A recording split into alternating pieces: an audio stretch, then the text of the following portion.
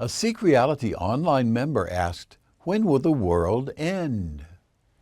We're told from speakers in the afterlife that this earth is not a globe spinning in space that evolved from stardust. It is being created for us so that we can learn lessons.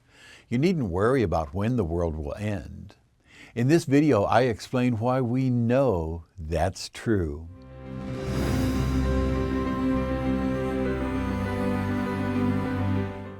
Hello, I'm Dr. R. Craig Hogan, President of the Afterlife Research and Education Institute and Seek Reality Online. I'm the author of 8 books with the evidence you will come to the end of this life, but you will never die. When will the world end? Earth exists because we are having experiences that are Earth-like. It exists only for us. If we were not having experiences here, there would be no Earth. The universe doesn't exist apart from us, as we are the facets of our universal intelligence. There are millions of other environments, planets, and spheres where other people are living, some containing individuals who are not human at all. We're having Earth experiences to allow us to learn lessons, grow in love and compassion, and enjoy life. We are creating this Earth from our expectations. Our universal intelligence, the mind of God, provides for us what we need to be successful in transforming ourselves mentally and spiritually. We are given what we expect to have from day to day. We were reared in Earth School based on the experiences all those before us have had here. And now we perpetuate the Earth environment by expecting it to be as it is. We're all dreaming the same dream.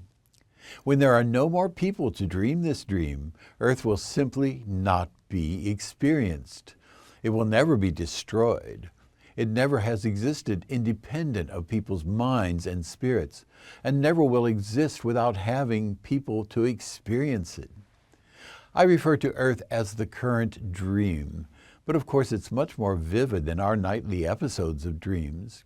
It contains realities our minds create, and it has continuity across lifetimes. But as we are the actors in our dreams, having experiences of sight, hearing, tasting, touching, smelling, and bodily experiences while we're asleep, with no reference to a world outside of us, we are similarly having experiences in what we refer to as the physical realm, with nothing outside of our consciousness. Earth is entirely in our minds together.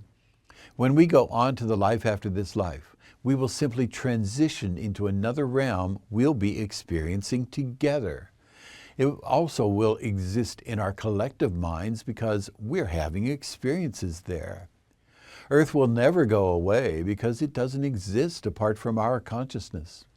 This is the important lesson. We are co-creators of this world. Our minds are permanent and eternal. The expectations we have for life perpetuate the life we're all experiencing. That's difficult for us to wrap our minds around because we think of the world as matter and energy outside of us that we cannot control with our minds.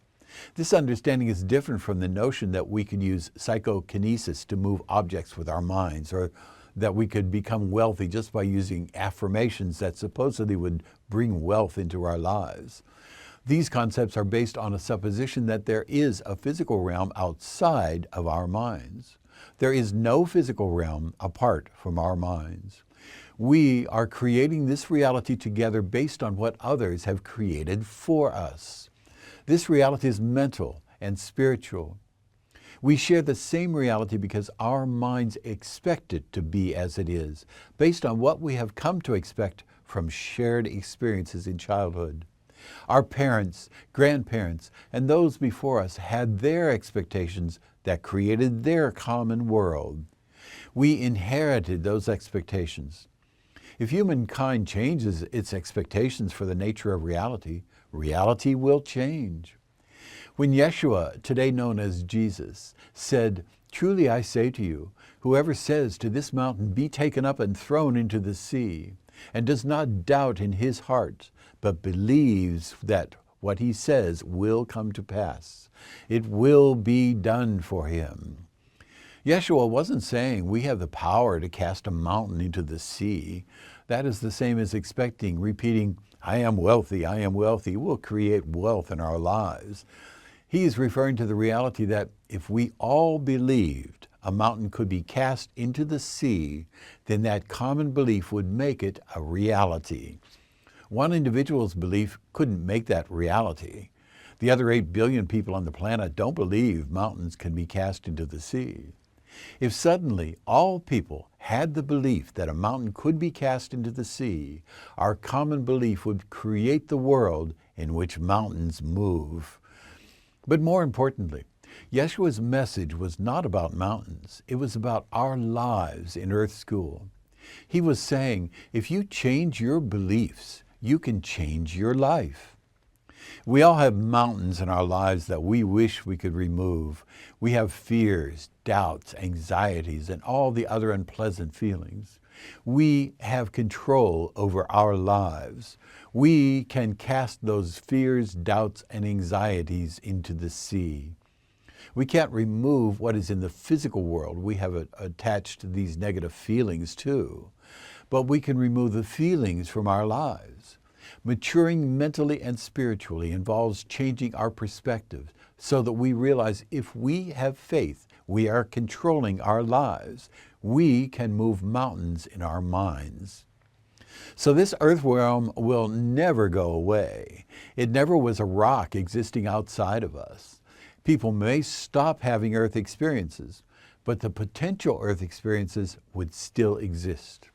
This earth exists because we are enrolled in Earth School and engaged in the beliefs of all those who preceded us that created earth experiences for all of us together. And if we have faith, we can live happy lives in spite of what others are experiencing, then we will live happily together. And as a consequence, our lives will change. We can move the mountains in our personal lives.